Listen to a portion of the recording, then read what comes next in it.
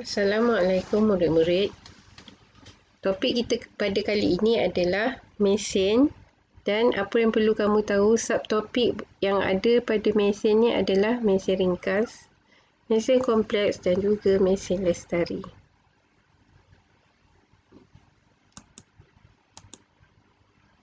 Okey, mesin ringkas. Apakah tu mesin ringkas? Mesin ringkas adalah alat yang membolehkan kita melakukan kerja dengan lebih mudah dan cepat. Okey, jenis-jenis mesin ringkas. Ada 7 jenis mesin ringkas. Yang pertama adalah sata condong, roda dan gandar, skru, baji, gear, tuas dan takal. Okey, kita akan pergi satu persatu selepas ini. Sata condong. Sata condong ialah satu permukaan yang disendingkan. Maksudnya kita sengitkan satu permukaan dengan kedua-dua hujungnya diletak pada ketinggian yang berbeza. Okey, contohnya papan yang disendingkan, tangga bertingkat, jalan raya bertingkat.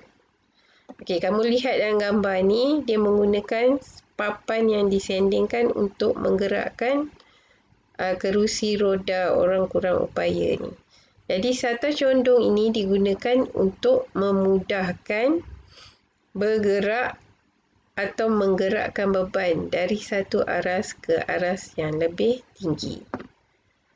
Okey, seterusnya skru. Okey, mesin ringkas yang kedua ni adalah yang mempunyai sata condong berlingkar yang dinamakan berbenang. Ni berbenang. Ya, dia bentuk lingkaran. Dan skru ni ada pada penutup botol, pada mentol. Okey, kamu lihat ni. Skru pada botol. Bila kamu pusingkan penutup botol ni, kamu perlu menggerakkan yang dengan cara putaran. Okey, skru pada pemegang kaki retot dan skru pada mentol. Okey, kegunaan skru ni untuk menyatukan dan mengetatkan dua keping objek supaya bergabung. Okey, seterusnya tuas. Okey, tuas ni dia rumit sikit sebabnya pada tuas ni ada 3 bahagian, iaitu beban, daya dan fulcrum. Dan ianya terdiri daripada satu rod yang bergerak pada satu titik tetap yang dinamakan fulcrum. Okey, contohnya sini. Ini adalah titik tetap fulcrum di mana kita nak menggerakkan beban tersebut. Okey, ini beban dan juga ni daya kita. Contoh bagi tuas ni adalah kita nak buka penutup tin ni menggunakan sudu. Jadi tangan kita yang memegang bahagian hujung sudu ni dia adalah daya. Bebannya adalah penutup tin. Okey, fulcrumnya terletak di tengah ni, di bahagian bawah sudu. Okey, contoh yang kedua adalah untuk menggunakan penukul untuk mencabut paku pada papan. Okey, daya pada bahagian tangan, beban tu adalah paku dan fulcrum di bahagian hadapan penukul. Jadi dalam buku teks kamu dia tidak menuliskan yang tuas ni ada 3 kelas, tapi sebagai pengetahuan cikgu hanya untuk memberi kefahaman kepada kamu, cikgu berikan tuas ni kepada 3 kelas, iaitu tuas kelas pertama. Okey, tuas kelas pertama ni di mana fulcrumnya adalah di bahagian tengah.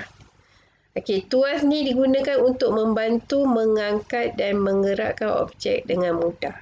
Okey, kita teruskan pada tuas kelas kedua di mana semua ada fulcrum, beban dan daya, tapi kedudukannya yang berbeza. Okey, kalau tuas kelas kedua, beban terletak di bahagian tengah. Okey, contohnya kita gunakan pembuka botol ni. Bahagian tengah ni adalah fulcrum.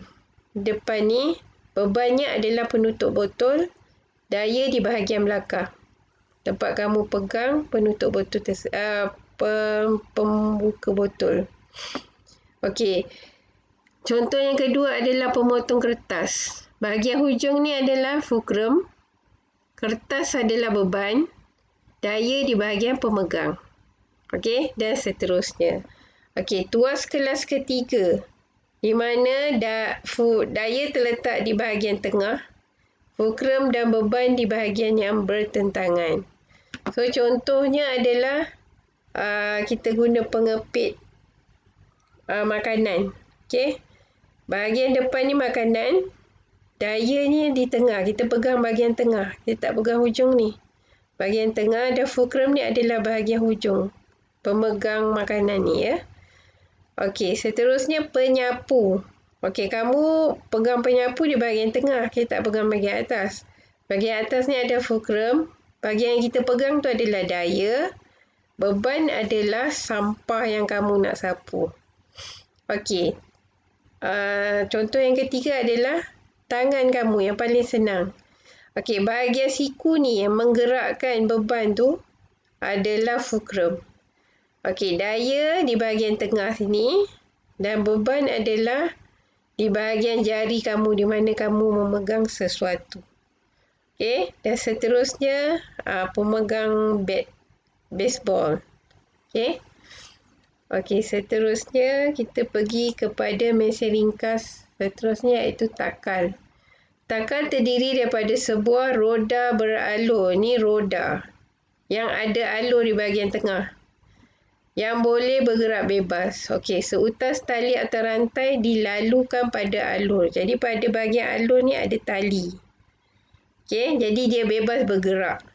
Kamu tarik bahagian bawah, satu bahagian, satu lagi dilekatkan dengan beban. Okey, takal, contoh takal pada tiang bendera. Takal juga digunakan pada kapal layar untuk menggerak, naikkan dan menurunkan layar pada kapal. Dan seterusnya untuk mengangkat beban. Jadi kegunaan takal ni untuk mengangkat, menurunkan atau menarik beban. Okey. Seterusnya, roda dan gandar.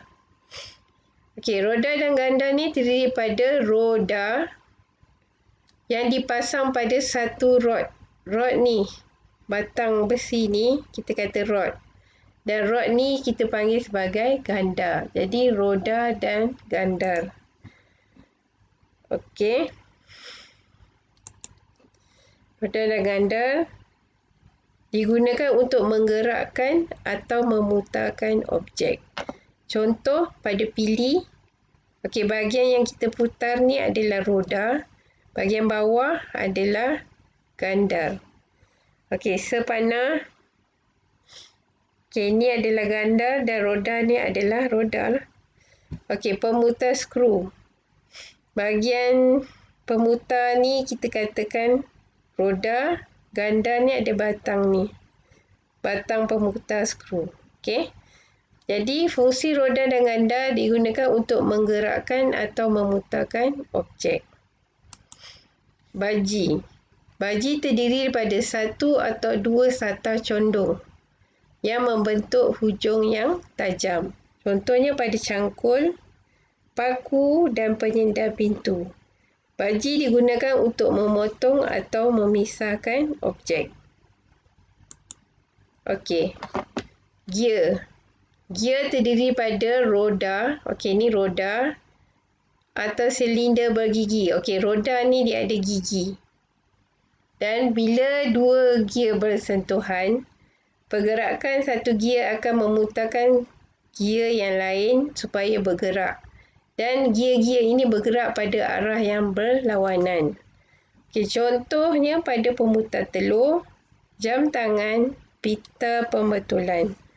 Gear berfungsi untuk mengubah arah dan kelajuan pergerakan bahagian lain dalam satu mesin yang lebih kompleks. Okey. Okey, kita dah habis mesin ringkas. Seterusnya adalah mesin kompleks. Apa tu mesin kompleks? Mesin kompleks ialah gabungan dua atau lebih mesin ringkas. Maksudnya pada satu mesin tu dia ada lebih daripada satu mesin ringkas. Okey, contoh yang paling mudah pada gunting. Okey, gunting ni mesin ringkas yang ada padanya adalah skru bahagian tengah ni, baji bahagian hujung untuk bahagian tajam, dan tuas. Tuas di mana dia ada daya bahagian pemegang gunting, dia ada fulcrum pada skru dan beban bahagian hujung gunting. Okey, dan ini adalah tuas kelas pertama. Okey, seterusnya basikal. Basikal adalah mesin kompleks yang terdiri daripada mesin ringkas roda dan gandar. Lihat di sini, roda dan gandar. Gear di bahagian sini itu melaraskan kelajuan, sama ada dia nak laju atau perlahankan basikal tersebut, dan juga tuas. Ya. Okey, seterusnya kereta sorong. Kereta sorong ni terdiri pada mesin ringkas sata condong bahagian sini, roda dan gandar, dan juga tuas. Tuas maksudnya dia mesti ada beban, daya dan juga fulcrum. Okey, seterusnya joran pancing. Joran pancing adalah mesin kompleks dan mesin ringkas yang ada padanya adalah roda dan gandar dan juga tuas. Di mana bebannya adalah ikan, dayanya di bahagian tengah ni kamu pegang, dan fulcrumnya di bahagian hujung joran pancing. Okey. Okey. Contoh yang seterusnya adalah pemukul telur. Pemukul telur ni terdiri daripada tuas. Maksudnya mesti ada fulcrum, daya dan juga beban. Roda dan gandar. Okey, bahagian roda ni dan juga gear. Untuk melajukan atau memperlahankan putaran pemukul telur ni. Okey, contoh yang seterusnya adalah pengasah pensel. Pengasah pensel ni terdiri pada mesin ringkas baji, bahagian tajam ni, dan juga roda dan gandar, bahagian kamu putar. Okey. Baik, dah habis mesin kompleks, kita pergi kepada mesin lestari. Apa maksud mesin lestari? Mesin lestari adalah mesin yang tahan lama. Jadi kamu boleh guna dengan jangka masa yang lama dan dia tidak mudah rosak. Menguntungkan orang yang menggunakannya. Tidak memberi kesan buruk kepada alam sekitar. Mesra alam. Mudah digunakan dan juga selamat.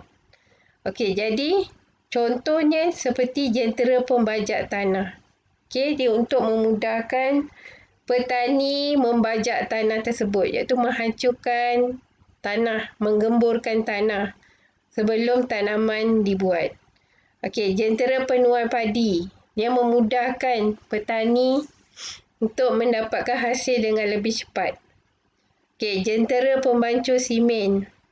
Okey, dia akan membancur simen dalam supaya lebih mudah dan lebih cepat. Forklift, jentera mengangkat barang. Jadi barang yang lebih berat lebih mudah diangkat. Pengisar makanan. Jadi lebih mudah makanan untuk dikisar daripada menggunakan penumbuk batu tu, lesung batu, kamu lebih mudah menggunakan pengisar makanan. Okey, seterusnya mesin basuh baju. Untuk membasuh baju lebih mudah menggunakan mesin. Pengasah pensel dan juga bot bermotor. Jadi setakat ini saja tentang tajuk mesin. Jadi cikgu berharap kamu semua dapat faham apa yang telah cikgu terangkan ni. So, bye-bye.